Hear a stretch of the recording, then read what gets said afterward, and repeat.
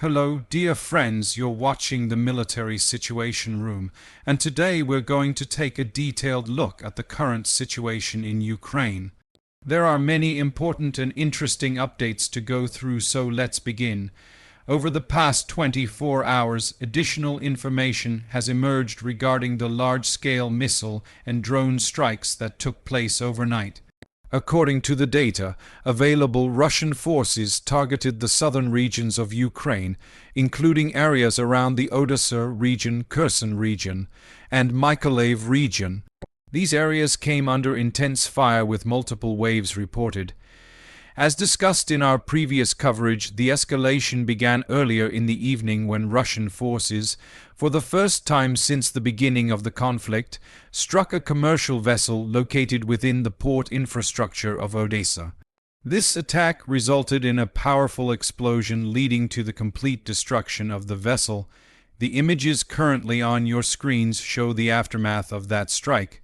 According to various sources, the vessel was operating under the Turkish flag. Following the incident, reports from Istanbul indicate that Turkish leadership emphasized that the Black Sea should remain free from military clashes. Now let's continue with further updates from the Odessa region. Numerous images and videos have been circulating showing the consequences of the strikes. According to Ukrainian officials, around 20 power substations were damaged during the overnight and morning attacks. Local authorities reported that traction substations were left without electricity, effectively shutting down electric transport across the city. One of the images shown highlights a previously damaged substation.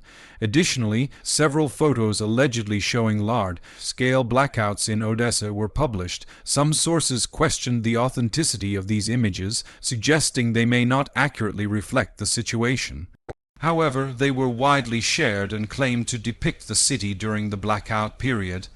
Regardless of authenticity debates, the situation in the region remains extremely challenging. Russian strikes on Odessa are being framed as a response to recent Ukrainian drone and missile activity launched from the area toward Russian territory. According to Russian narratives, these attacks are intended to demonstrate their ability to inflict significant damage across southern Ukraine if necessary. Moving on, an important development was reported by Western media outlets.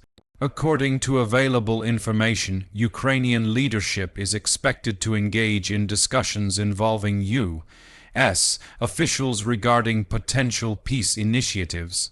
Reports suggest that Washington is considering security guarantees for Ukraine comparable to collective defense commitments contingent on specific conditions. Any such guarantees would require approval through U.S. legislative processes, making them legally binding. Officials emphasized that these guarantees would be structured to be reliable without becoming an open-ended commitment. European hesitation, however, remains a key complication. These developments indicate that the United States is actively exploring diplomatic solutions and potential frameworks aimed at stabilizing the conflict while maintaining balance between security commitments and political realities. Now let's turn our attention to Belarus. Significant updates emerged from Minsk following meetings between a U.S. Special Envoy and the Belarusian president. During these talks, statements were made suggesting progress toward improving bilateral relations. According to reports, U.S. officials announced the easing of certain sanctions on Belarusian exports, particularly in the potash sector, which historically accounted for a substantial portion of the country's export revenue. The broader implication here is important. Belarus and Russia operate within closely linked economic systems. Improved access for Belarus to Western financial mechanisms effectively opens indirect pathways for Russian economic engagement as well. This move is being interpreted as a signal that sanctions relief could extend further if diplomatic conditions evolve. From Washington's perspective, this approach appears aimed at demonstrating to both Moscow and Kiev that diplomatic engagement and compromise remain possible. The United States is positioning itself as a mediator capable of engaging all sides. Now let's return to developments on the Ukrainian battlefield. Over the last day, Russian forces reportedly improved their positions along multiple segments of the front line. Starting with the western Zaporizhzhia direction, several sources claim Russian units advanced near key settlements, capturing fortified positions southwest of certain localities. Control over these defensive networks could enable further operations toward nearby settlements and open paths toward larger urban areas. In the eastern Zaporizhzhia direction, maps show notable changes.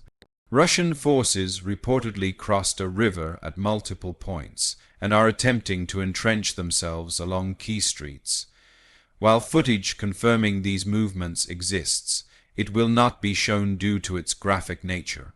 These developments indicate an effort to establish a stable foothold on the opposite bank, marking a new phase in the battle for control of this area. If Russian units manage to consolidate these gains, it could create several operational options for advancing further westward toward major cities. Limits. The success or failure of this effort may shape the next stage of operations in this sector. Now, let's move to the Pokrovsk direction. Over the past hours, maps were adjusted following reports from neutral observers indicating Russian advances into several districts in the southern part of the area.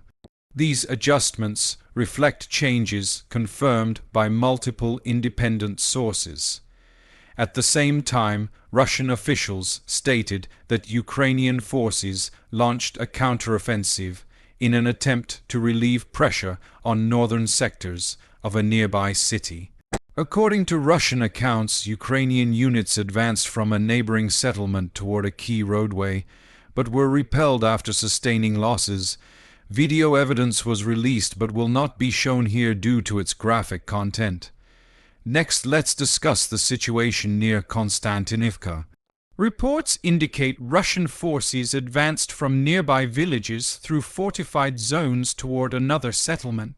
These movements suggest preparations for a multi-directional assault aimed at securing control over strategic positions linking southern approaches to key urban centers and infrastructure including water reserves.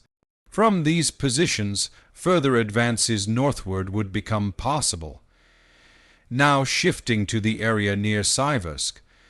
Over recent days, maps have shown steady Russian expansion, including control over fortified zones north of nearby settlements. Video evidence suggests Russian presence in central areas, while Ukrainian drone strikes indicate contested zones further west. Control along key roadways between cities and settlements has also reportedly shifted. The situation remains difficult for Ukrainian forces who appear focused on avoiding encirclement by conducting organized withdrawals. Analysts note that stabilizing the front may only be possible further back, potentially near critical infrastructure sites.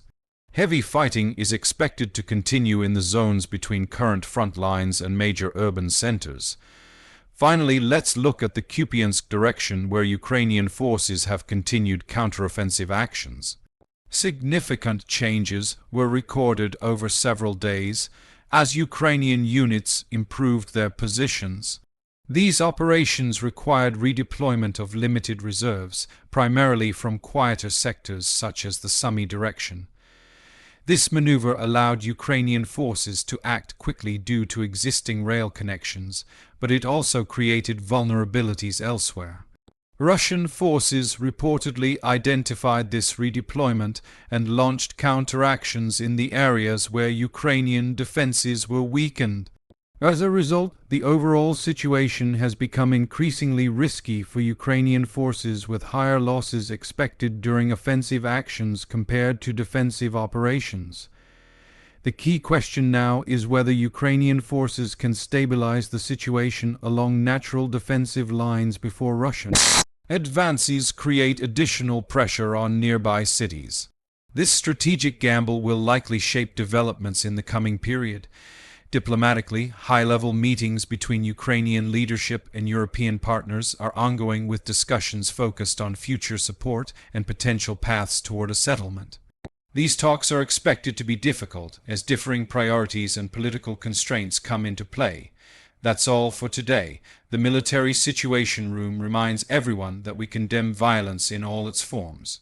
Thank you for watching. Don't forget to subscribe, leave a like and support the channel. Take care and see you next time.